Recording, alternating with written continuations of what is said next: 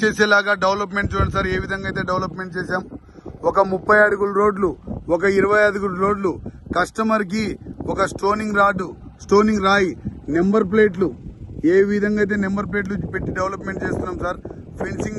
Fencing వేసి, granite రాయితో fencing వేసి, మొక్కలు పెట్టేసి, ఇంకొక 15 డేస్ ఉన్నా గానీ అప్పుడే మొత్తం సిద్ధం చేసేసి కస్టమర్ కి ఒక భరోసా కల్పిస్తూ ఒక డెవలప్మెంట్ లో రారాజైన ఈ మా అపరాజిత కంపెనీలో ఏ విధంగా అయితే నెంబర్ ప్లేట్లు పెట్టి, స్టోనింగ్ పెట్టి, కస్టమర్ వచ్చేసి ఇది నా ల్యాండ్ అని చూసుకునేలాగా, మనసుకు నచ్చేలాగా, ఏ విధంగా అయితే కస్టమర్ కావాలో కోరుకుంటాడో, నా ల్యాండ్ చూసి ఇది నా సరిహద్దురాలని చూస్తాడో ఆ విధంగానే డెవలప్మెంట్ చేసుకుంటూ ఒక అసాధ్యాన్ని సుసాధ్యం చేసుకునేలాగా, ఒక చరిత్రను తిరగరాసేలాగా ఏ విధంగా అయితే డెవలప్మెంట్ చేస్తున్నాం చూడండి సార్.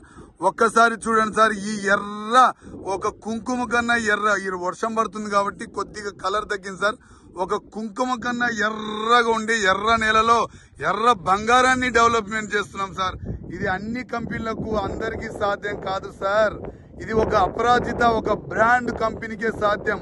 ఎందుకంటే ప్రతి ఒక్క కామన్ మ్యాన్ ని వాళ్ళు పెట్టిన దానికి భరోసాగా ఎన్నో రెట్లు ఇన్కమ్ సోర్స్ ఇప్పియాలని బేసిక్ వచ్చేసి ల్యాండ్ కాస్ట్ సార్.